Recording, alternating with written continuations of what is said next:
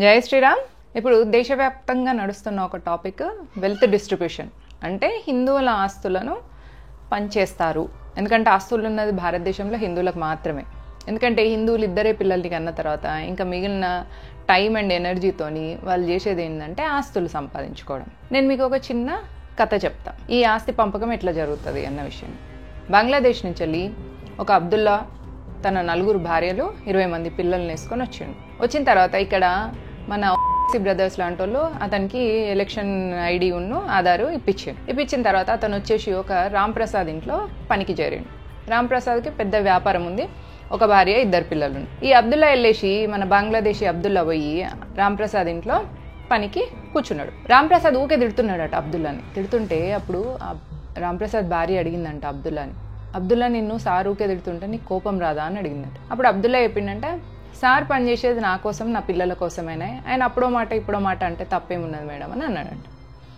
అప్పుడు రాంప్రసాద్ భార్య అన్నదంట, మా ఆయన నా కోసం నా పిల్లల కోసం పనిచేస్తుంటే వీడేంది వాడి పిల్లల కోసం వాడి పిల్లల కోసం పనిచేస్తున్నాను అని అట్లెట్లా చెప్తున్నావు, మా ఆయన మా కోసం కదా పనిచేసేది అని అంటే, మేడం నీకు ఒక కొడుకు ఒక కూతురు ఉన్నది, నాకు మొత్తం 12 మంది కొడుకులు 8 మంది కూతుర్లు ఉన్నారు.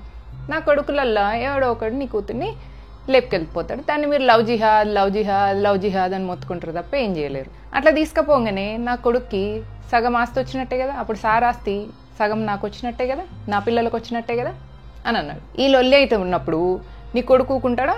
ఊకోడు. అరే నా చెల్లెని ఎట్లా ఎత్తుకపోతావురా అని చెప్పేసి గొడవకు వస్తాడు. అప్పుడు నాకు 12 మంది కొడుకులే, నీకేమో లింగులు ఇట్టుకోమనుకుంటే ఒక్కడే ఉండే.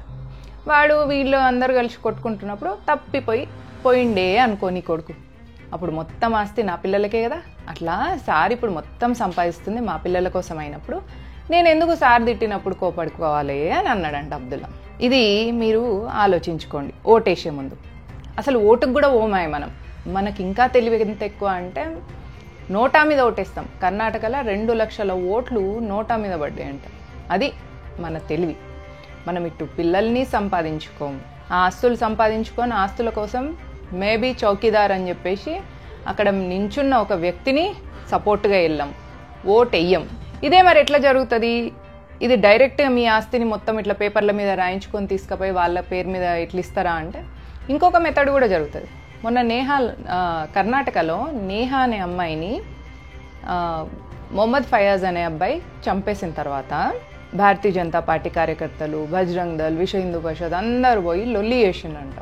ఇక్కడ కర్ణాటక నిండా మొహమ్మద్ ఫయాజ్ ఇంటి మీదకి ఏడబోతారో అని చెప్పేసి కర్ణాటకలో ఉన్న కాంగ్రెస్ గవర్నమెంట్ మొహమ్మద్ ఫయాజ్ ఇంటి ముందట సెక్యూరిటీ గార్డులను పెట్టింది.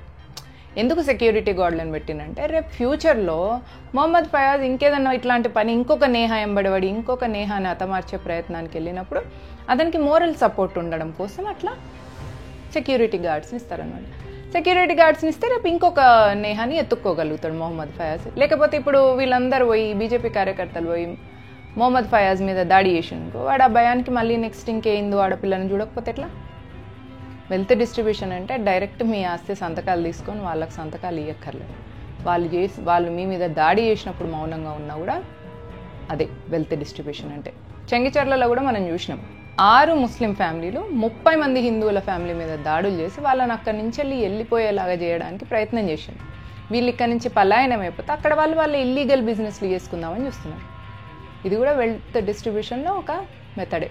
జాగో హిందూ జాగో, stand with Modi, stand with Bharatiya Janata party.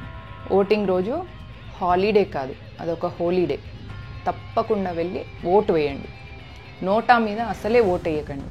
ఎందుకంటే డెమోక్రసీలో ఉన్న వాళ్ళలో బెస్ట్ని చూస్ చేసుకోవడమే నిజమైన ఓటర్ యొక్క బాధ్యత. జై హింద్, జై భారత్.